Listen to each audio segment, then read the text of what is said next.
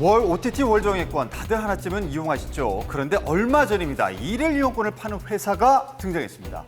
다달이 지불하는 가격이 부담인 소비자에게 원하는 OTT 계정을 딱 하루만 저렴한 가격에 빌려준다는 건데요.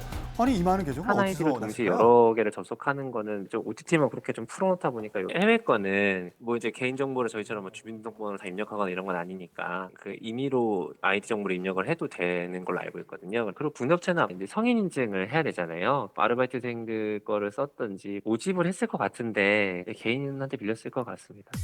비용이 워낙 파격적이다 보니까 솔깃하지 않을 수가 없는데요. 시민들의 반응을 들어봤습니다. 정액권을 매달 정기적으로 구독해서 보는 것 자체가 솔직히 매일매일 그렇게 많이 보지 않으니까 좀 불필요한 경우도 있거든요. 소비자 편의의 입장에서는 일일권 재판매는 괜찮다고 저는 생각을 합니다. 왜 그거 불법 아니야? 불법이에요? 좀 꺼림칙해서 안 쓸 것 같아. 그런데 이 회사 홈페이지에 들어가 봤더니 판매 중인 OTT 업체들과는 아무 관계도 없는 회사라고 합니다. 하지만 이와 함께 불법이 아니라는 내용도 떡하니 명시되어 있는데요. 해당 회사에 대한 소식은 OTT 업체들의 귀에도 들어갔고요. 결국 일일 이용권 서비스 중단을 요청하는 내용 증명을 발송했습니다. 한 달 이용할 수 있는 구독권을 대량으로 구입해서 그것을 일일 이용권으로 이제 쪼개서 판매하고 있는 방식이라서 내가 보고 싶은 콘텐츠를 하루 보고 끝내는 그런 이용자가 더 확대될 수 있기 때문에 결과적으로는 OTT 업체들의 매출 하락으로 이어질 가능성이 있습니다. 같은 콘텐츠를 더 저렴하게 볼 수 있는 일일 이용권에 이용자가 몰리는 건 어쩌면 당연하겠죠. 여기서 OTT 업계가 제기한 문제의 핵심은 약관 위반. 정확히 어떤 부분이 문제라는 걸까요? 약관들을 살펴보면 이용권을 다시 판매하거나 해서 영리적으로 활용하는 것을 금지하고 있기 때문에 약관 위반에는 해당된다고 보입니다. 약관을 보면 재판매를 하지 말라는 내용이 명시돼 있었는데요. 아니 그런데 어떻게 이렇게 영업을 지속하고 있는 거죠? 이런 유의 사업이 지금까지 또 없었잖아요. 일일 구독권으로 쪼개서 잠깐 대여하는 거까지 다 금지되냐? 기존에 금지되는 약관의 금지 범위에 들어가냐? 해석의 여지가 있을 수 있지 않나.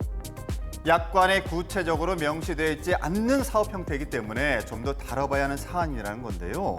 이 업체가 지식재산권 침해는 해당이 될까요? 저작권법 위반 같은 경우에는 기본적으로 내가 적법하게 구매를 한 제품을 다시 재판매를 하는 경우에 권리소진 이론이라고 해서 침해가 아닌 것으로 봐주는 원칙이 있습니다. 네, 저작권법 제20조에 의하면 정당하게 돈을 주고 얻은 상품이기 때문에 제3자에게 재판매한 것에 불과하다고 판단돼 위법 행위라고 단정짓기도 어렵다는 겁니다. 정기권을 통해서 페이를 지불하는 거잖아요, OTT 업체. 계정을 지금 다른 사람한테 렌탈한 느낌이라 개별 저작물을 다른 사람한테 주거나 처분했거나 뭐 이용 관계를 이전했거나 이런 거랑은 조금 거리가 있지 않을까 싶기는 합니다. 결국 명확하게 어떤 규정이나 법을 어긴 건 아니라는 거네요. 하지만 이 회사가 영업을 지속하는 한 OTT 업계도 계속 손해를 보게 될 텐데요. 손해배상 청구나 어떤 법적 조치를 OTT 업체에서 안 취할 수는 없을 텐데 일일 구독권을 살 수 없다면 반드시 OTT 업체 계정을 구매했을 것이다 라는 논리 필연적으로 연결되기가 어려울 거거든요. 내가 이만큼 이익을 얻을 수 있었는데 실제로 그걸 못 얻었습니다라는 주장만으로는 손해가 사실 법원에서 입증되긴 쉽지 않죠. 그럼 OTT 업체들이 재판매하고 있는 해당 회사가 보유한 계정을 해지하는 건 가능할까요? OTT 업체들 자체적으로 약관 위반을 이유로 계정 정지 등의 이용 제재를 취할 수 있을 것으로 보입니다. 다만 그렇게 중단 조치한 다음에 피업체에서 왜 부당하게 계정을 이용 중단했냐라는 식으로 소송이 전개되는 게 보통 일반적이죠. 야, 정말 이러지도 저러지도 못하는 상황이네요. 법적 공방으로 이어진다면 어떻게 흘러갈지 한치 앞도 예상하기 힘들다고 하는데요. 아니 그러면 해당 회사에서 일일 이용권을 구매한 소비자들에게도 피해가 생길 수 있는 걸까요? 잠재적인 소비자들이기 때문에 그들에게 어떤 법적 조치를 취하는 것은 아주 가능성이 낮다고 보입니다. 현재 이와 같은 재판매 기업이 나왔을 때 며칠만 사면 되니까 이제 이용자 입장에서 한 달을 살 거를 5일만 사는 거죠.